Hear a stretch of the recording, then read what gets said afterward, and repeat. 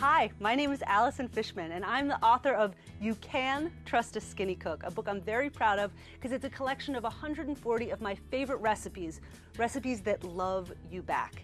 And the way I like to cook is by amping up the flavor, making really delicious food without shortcuts.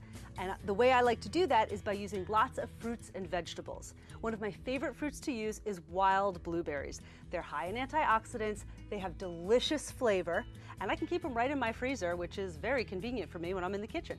This is a wild blueberry and peach bread pudding. When I make my bread pudding, I like to use Italian bread. When you use a loaf of Italian bread like this, you can see it's really porous. It's not as dense as a brioche.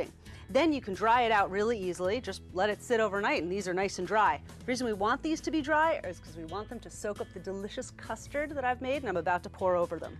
But first, let's put on the fruit. So again, 1 loaf of Italian bread, chunked up, nice and dry, into a 9x13 pan. Now, here are the peaches. You can use fresh, or as you can tell, I love using frozen peaches. Frozen fruit is frozen at the peak of freshness.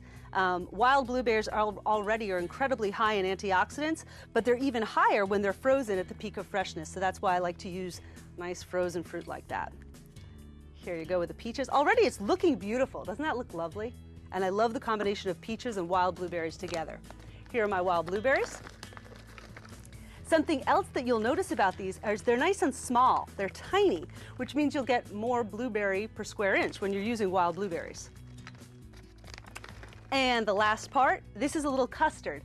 So it's cinnamon, vanilla, 6 whole eggs, whole milk, and half and half.